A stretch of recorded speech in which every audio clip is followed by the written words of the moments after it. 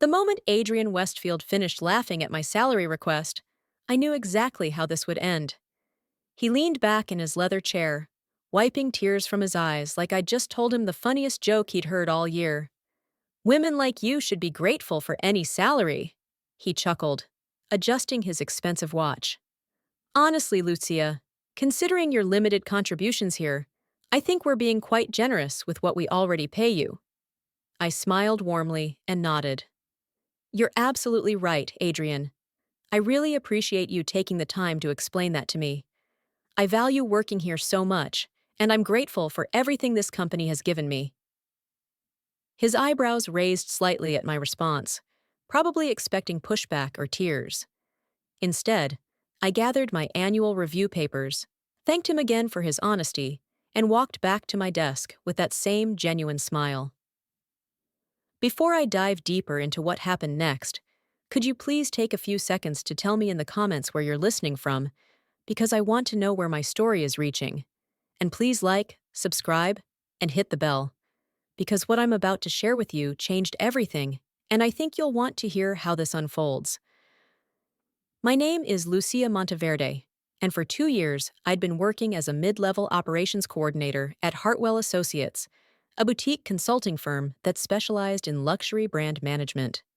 We were small but influential, with clients who paid premium rates for our expertise in positioning high-end products and experiences.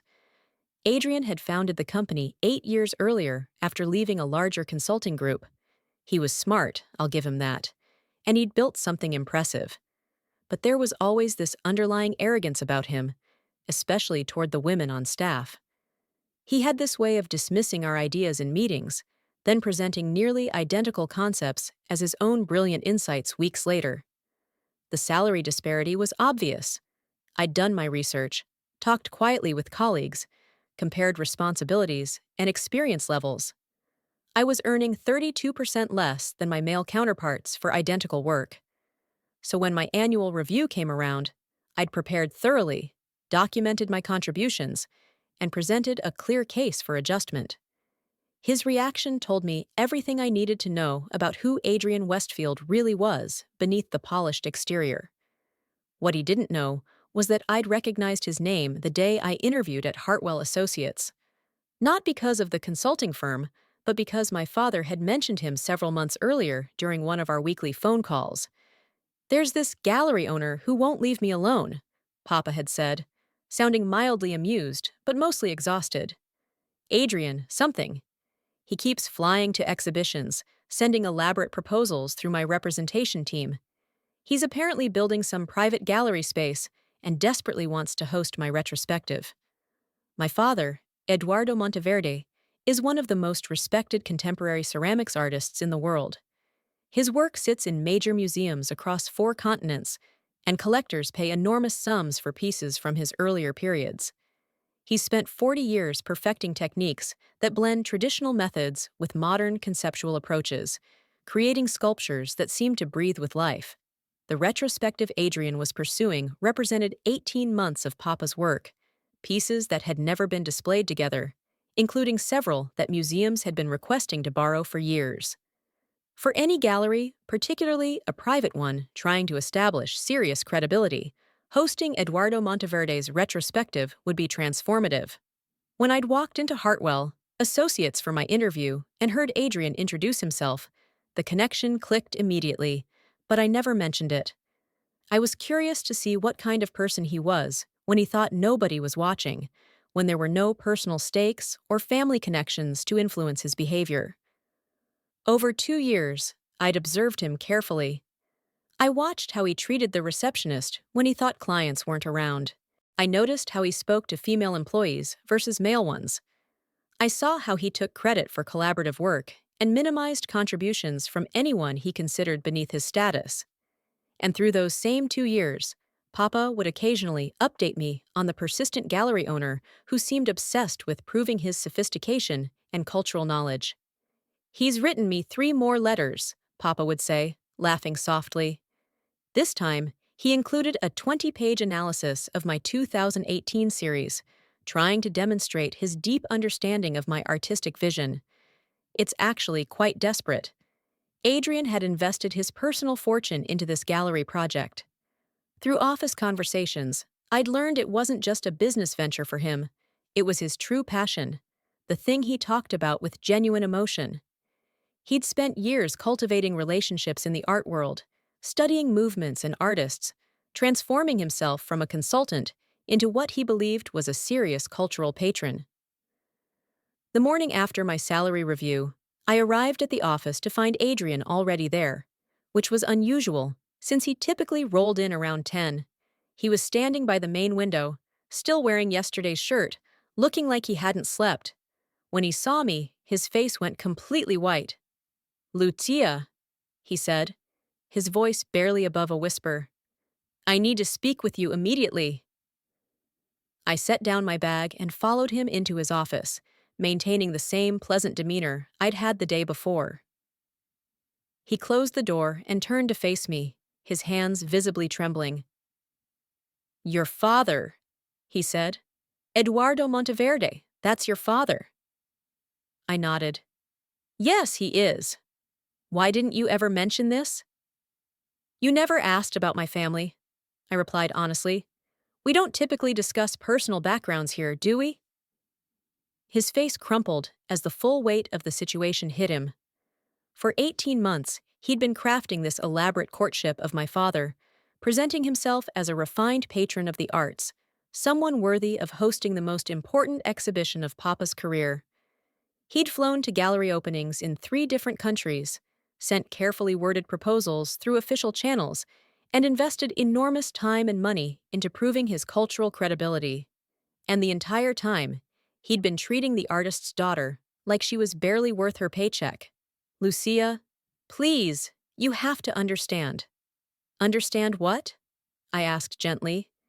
"Yesterday, when we talked about your salary, I didn't realize."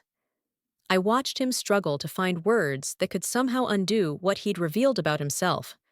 But there was no taking back the dismissive laughter, the casual cruelty, the assumption that I should be grateful for scraps. "Adrian, you don't need to explain anything to me," I said. "You were being honest about how you see my value here. I appreciate honesty. But your father, the retrospective, what about it?" He looked desperately around his office, grasping for some way to salvage the situation. Do you discuss work with him?" "Of course," I said simply. "We talk every week. Family dinner conversations, you know how it is. We share what's happening in our lives." The color drained from his face entirely. He understood now that there was no controlling this narrative, no way to manage the information flow.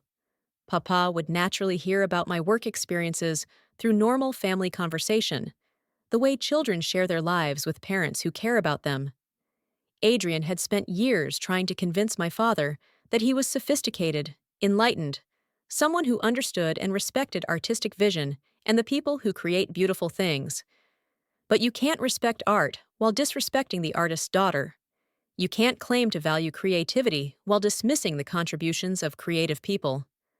The devastating beauty of the situation was that I didn't need to do anything vindictive or dramatic. I just needed to be myself, a daughter who talks to her father about her life. "Lucia, please," Adrian whispered. "That retrospective means everything to me. It's not just business. It's my life's work. I've spent 8 years building towards something like this." I genuinely felt sorry for him in that moment, watching someone realize they destroyed their deepest dream through their own character flaws.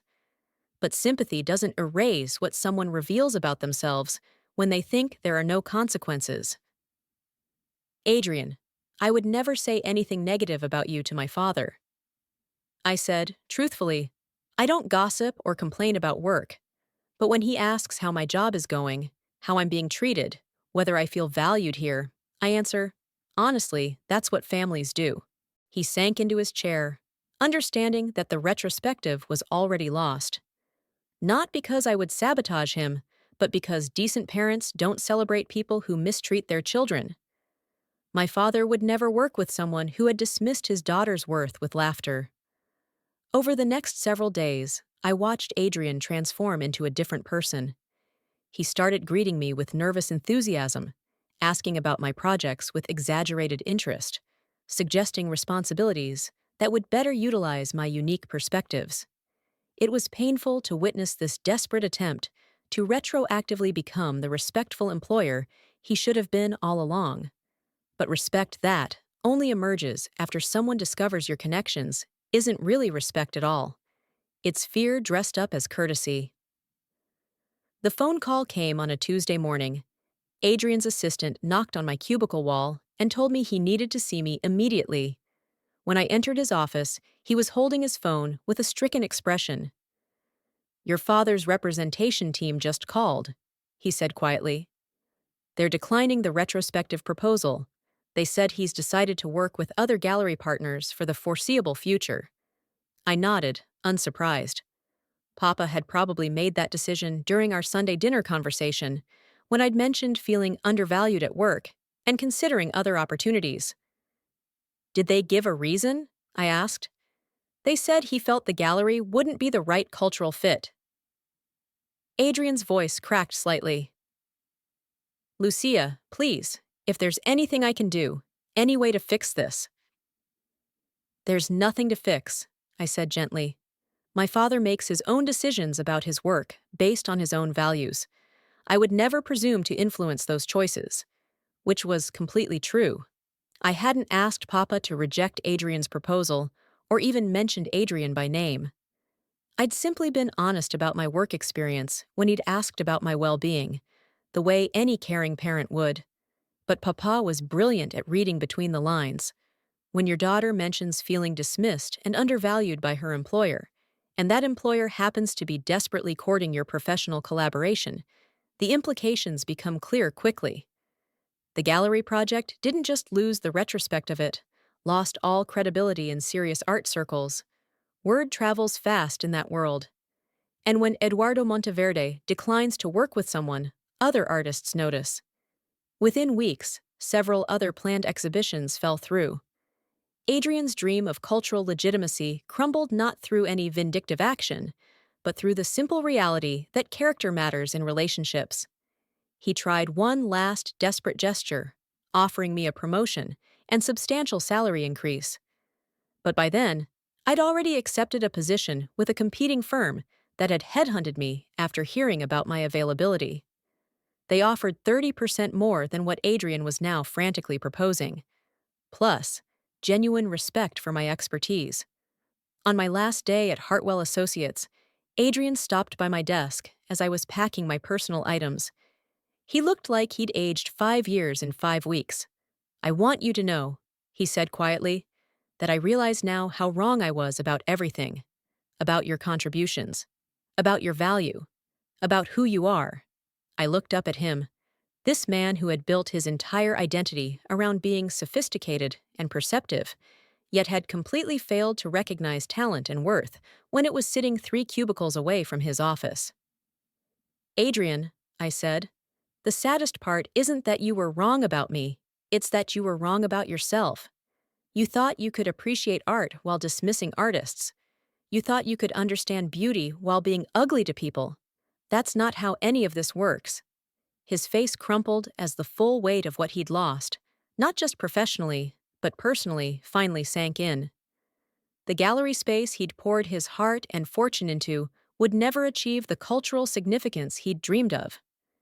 The artistic community he'd tried so hard to join had quietly closed its doors to him, and it all started with a laugh.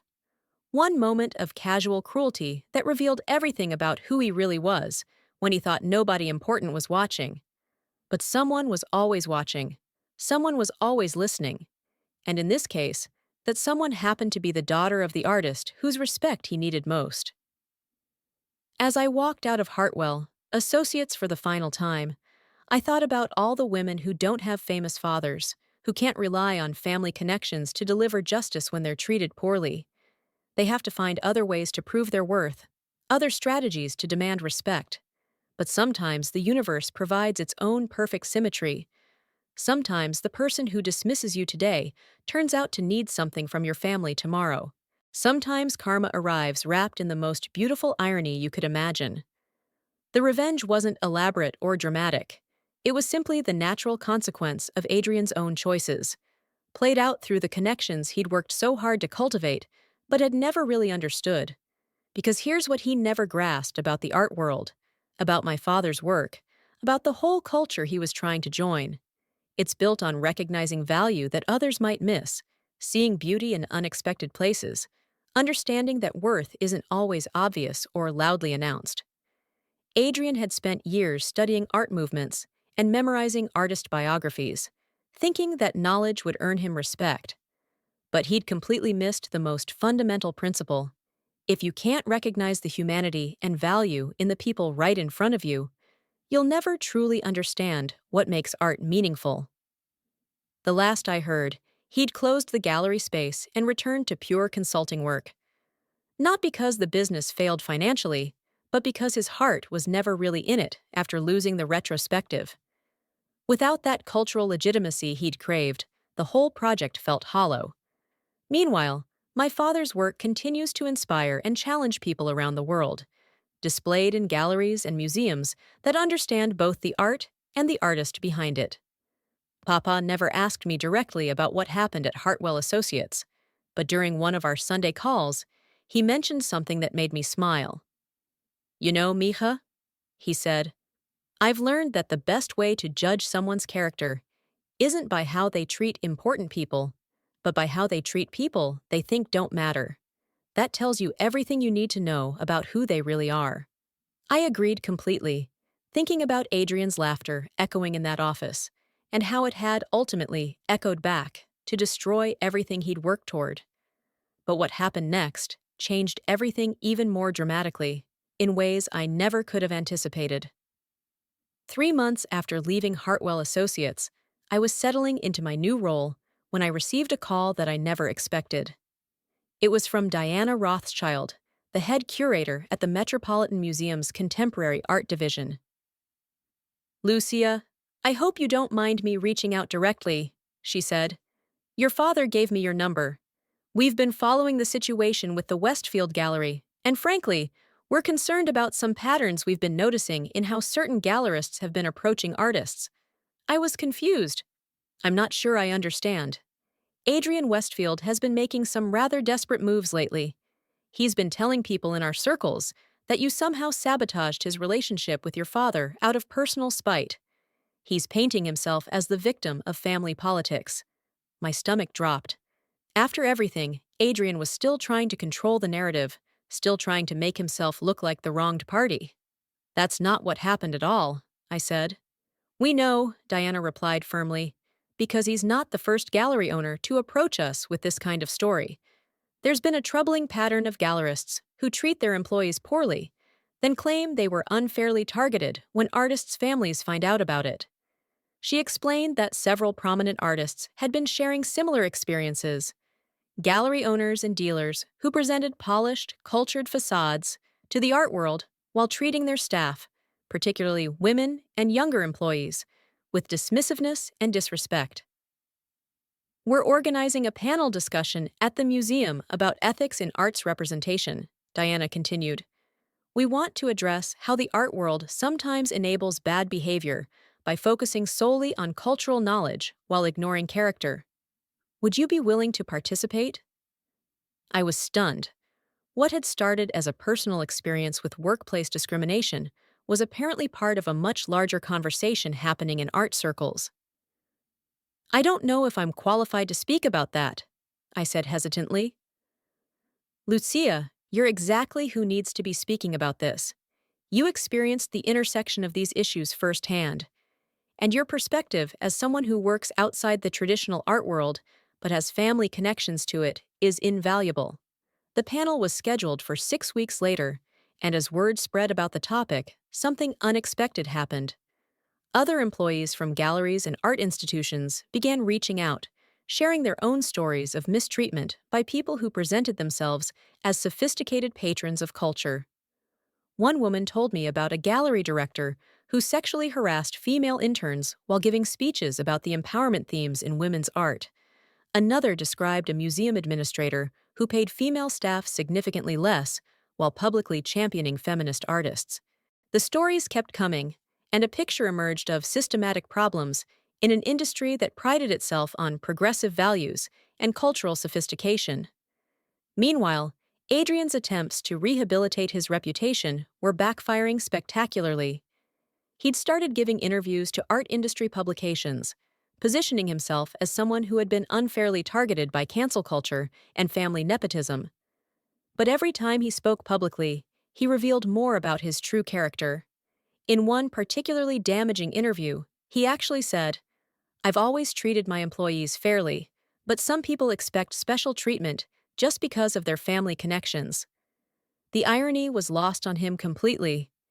He was simultaneously admitting that he only reconsidered his treatment of me after discovering my family connections, while claiming that family connections shouldn't matter. Papa called me after reading that interview. "Mija," he said, his voice tight with controlled anger. "I want you to know that I've spoken with several colleagues about this situation. We're going to make sure everyone understands exactly what kind of person Adrian Westfield is." "Papa, you don't need to." "Yes, I do," he interrupted.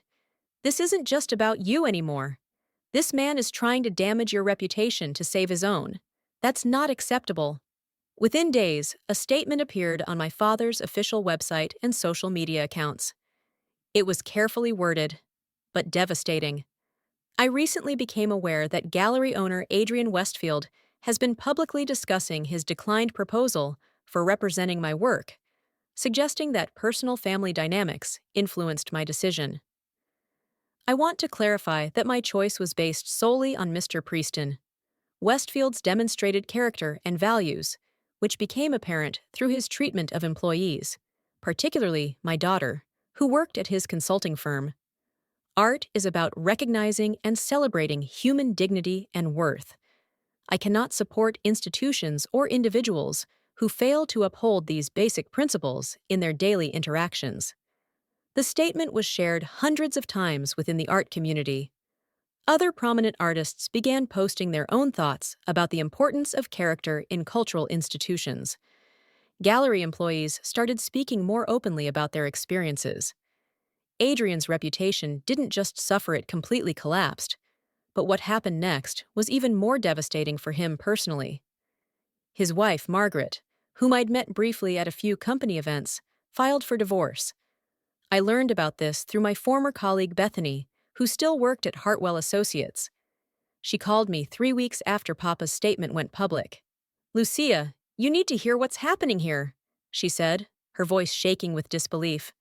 "Margaret found out about everything, not just how Adrian treated you, but about all the money he'd been spending on the gallery project without telling her. Apparently, Adrian had been using their joint savings and even their children's college funds to finance his cultural ambitions. Margaret had thought they were investing in gallery space for his retirement hobby, not that he was gambling their entire financial future on becoming a major art world player. She said the final straw wasn't even the money," Bethany continued. "It was reading your father's statement and realizing that her husband was the kind of person who would laugh at someone asking for fair pay, then try to destroy their reputation when there were consequences." The divorce proceedings revealed the full extent of Adrian's financial desperation. He'd taken out loans against their house, maxed out credit cards, and borrowed money from business partners to fund his gallery dreams. The retrospective rejection hadn't just ended his cultural aspirations, it had triggered a complete financial collapse. But the most brutal revelation came during the divorce mediation. Margaret's lawyer had requested character witnesses, and several former Hartwell Associates employees agreed to testify about Adrian's workplace behavior. They described a pattern of discrimination, particularly against women, that went far beyond what had happened to me. There were stories of pregnancy discrimination, sexual harassment, and systematic undervaluation of female employees' contributions. Margaret later told friends that she felt like she'd been married to a stranger. The man who came home every night talking about art and beauty and cultural significance was the same person who treated women as disposable and worthless during the day. The panel discussion at the Metropolitan Museum became a major event, with standing room only and live streaming to reach broader audiences. I shared my story, but so did a dozen other people who had experienced similar situations throughout the art world. The conversation expanded beyond just workplace issues. Artists began questioning their relationships with galleries and institutions that claimed to support progressive values while maintaining toxic internal cultures. Several major galleries implemented new policies around employee treatment and transparent pay scales. Museums began including character assessments and employee feedback in their evaluation processes for potential partners and board members. Adrian's consulting business, meanwhile, was hemorrhaging clients. Companies that had worked with Hartwell Associates for years were quietly moving their accounts elsewhere. The art world might seem separate from corporate consulting, but there's significant overlap in clientele, especially among luxury brands. Nobody wanted to be associated with someone who had become a symbol of hypocrisy and workplace discrimination. 6 months after the museum panel, I received an unexpected letter. It was from Adrian, handwritten on plain paper knot, his usual expensive letterhead. Lucia, it began. I know I have no right to contact you, and I understand if you don't read this. But I need you to know that I finally understand what I destroyed, not just for myself, but for everyone around me. Losing the retrospective was devastating, but it was nothing compared to losing my family's respect. My daughter won't speak to me. She said she's ashamed to share my name. My son asked me why I thought it was okay to treat people badly just because I could get away with it. I've been in therapy trying to understand how I became someone who could laugh at another person's worth. The therapist asked me when I started believing that success meant having the right to diminish others.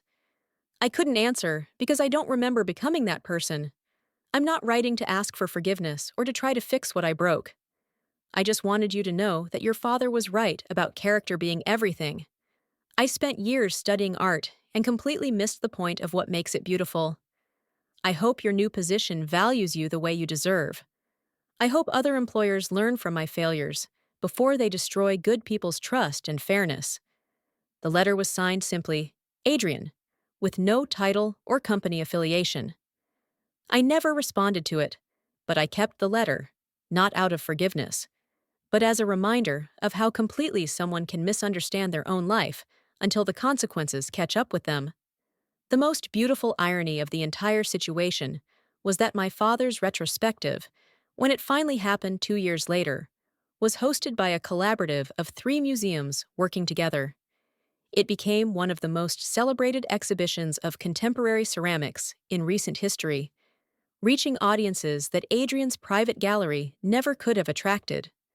Papa dedicated the exhibition catalog to all the people whose worth is dismissed daily by those who mistake power for wisdom. At the opening reception, surrounded by art lovers and collectors, and critics who genuinely understood the connection between beauty and humanity, I thought about Adrian's laughter echoing in that office. How that single moment of casual cruelty had unraveled everything he thought he'd built. The revenge wasn't something I had plotted or planned. It was simply the natural result of someone revealing their true character at exactly the wrong moment to exactly the wrong person. But the lasting impact went far beyond one man's downfall. The conversations that started with my story helped change how an entire industry thinks about the relationship between cultural sophistication and basic human decency. Because here's what Adrian never understood, and what I learned from watching everything unfold. You can't separate your character from your achievements. You can't claim to value beauty while being ugly to people. You can't understand art if you don't understand humanity. The art world, for all its flaws, ultimately recognizes authentic worth. And authenticity includes how you treat people when you think nobody important is watching. But somebody is always watching. Somebody is always listening. And sometimes that somebody turns out to be connected to everything you thought you wanted most. Adrian learned that lesson too late to save his dreams, his family, or his reputation. But maybe his failure can teach others to examine their own character before it's too late to change. If you've made it this far in my story, I want to ask you something. Think about how you treat people when you think there are no consequences. Think about whether you're building your success on a foundation that can withstand scrutiny from the people who matter most. Because karma doesn't always arrive as dramatically as it did in my situation, but it always arrives eventually, in ways you never expect, from directions you never considered. Please like this video if my story resonated with you. Subscribe if you want to hear more about standing up for yourself in impossible situations. And tell me in the comments about a time when someone underestimated you. I read every single comment, and I want to know how you handled it when someone dismissed your worth. Sometimes the best revenge is simply being exactly who you are when it matters most.